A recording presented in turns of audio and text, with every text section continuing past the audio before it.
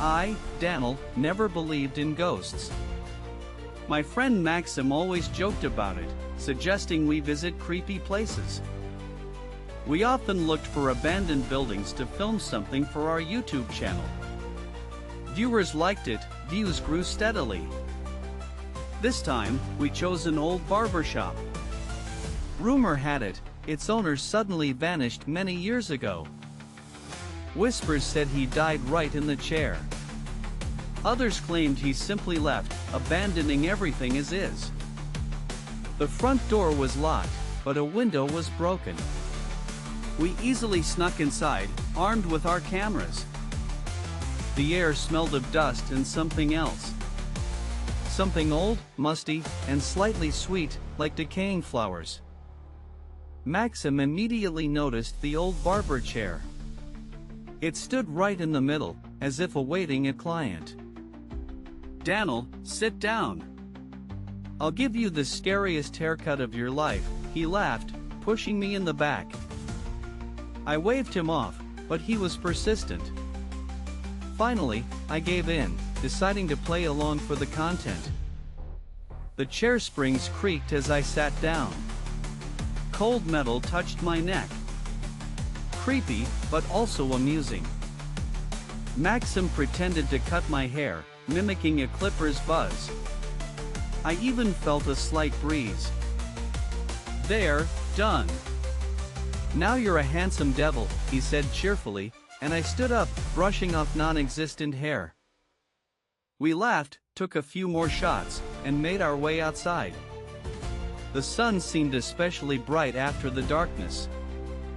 The next day, I noticed something strange. My hair, which had been quite long, was now shorter. I distinctly remembered not cutting it yesterday. Maybe I just imagined it? Or was I so tired I forgot? That night, I had a nightmare. I was sitting in that chair, and invisible scissors were cutting my hair. In the morning, I found several dark, thin hairs on my pillow. Not mine at all, they were too black. Gradually, I started feeling different.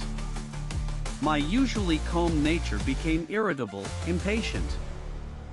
I began forgetting important things, mixing up familiar names. My memory seemed to slip through my fingers. Maxim noticed the changes. "What's up, dude? You're so jumpy, like you haven't slept in a week." I tried to joke it off, but anxiety was building inside me. This wasn't just fatigue, it was something else. One day, passing by a mirror, I saw my reflection slightly lag. Just by a fraction of a second. I blinked, and it blinked back. But with a slight delay. A chill ran down my spine. I started noticing small scratches on my body that weren't there before. They appeared out of nowhere. Sometimes, when I lay down to sleep, I felt as if someone was breathing right next to my ear. A cold, alien breath. Phone calls from unknown numbers became common. No one answered, just silence, filled with ominous sounds. I decided to go back to that barbershop. Alone, without Maxim. I needed to understand what happened there. When I entered, the smell was stronger, unbearable. And this time, it wasn't sweet, but bitter and metallic. On the floor, around the chair, lay hair. Lots of hair. It was dark, tangled, almost alive. I reached out to touch it. One of the hairs curled like a worm and recoiled from me. I felt unwell. My head spun, I felt nauseous. This wasn't just my imagination. I saw the shadows in the corners of the room grow thicker. They moved, slowly, almost imperceptibly, but they moved. From deep within the room, a quiet, almost indiscernible whisper emerged. It called my name. My name. I backed towards the exit, but something grabbed my leg. It was a clump of hair, wrapping around my ankle. Panic consumed me. I struggled, trying to break free, but the hair held tight, like a dead man's grip. Dark, damp stains appeared on the walls. They slowly spread, forming eerie patterns.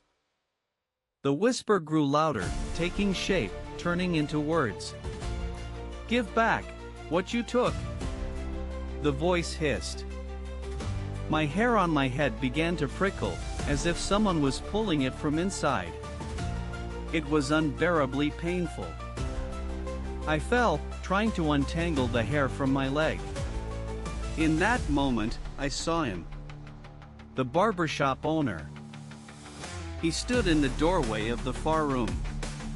His face was pale, his eyes black voids. He looked dead, yet he moved. And he was bald, completely bald. Not a single hair on his head. In his hand were huge scissors. They gleamed in the dim light, casting sinister shadows. He slowly moved towards me, making strange, hissing sounds. "You took my hair, now I'll take yours." I realized. He didn't die in the chair. He remained there. His spirit was bound to this place. And I, by sitting in his chair, disturbed his peace. I took something that belonged to him. His life force. My strength was fading. I felt energy draining from me, as if I was being siphoned. The hair on the floor around me stirred, rising like snakes. They were reaching for me. The ghost raised the scissors. I closed my eyes, awaiting the inevitable. This was the end. But suddenly, Maxim's scream echoed. He burst into the barbershop, with a flashlight and his phone. The flashlight's beam hit the ghost. It hissed, recoiling as if burned by the bright light. The hair on the floor retreated, loosening its grip on my leg. I managed to break free, feeling incredibly weak. Maxim rushed to me, helping me up. "Daniel, what's going on here? Are you okay?" The ghost stood motionless, its gaze fixed on us. It didn't move, but its presence was palpable. I gasped, but managed to croak, "Run! Quick!" We dashed for the exit, without looking back. We ran out into the street, breathing heavily. The sun was setting, painting the sky in unsettling colors. I looked at Maxim. He was pale, his eyes wide with horror. He saw it too. We never returned to that barbershop. Never even went near it. But sometimes, at night, I feel a light touch on my neck.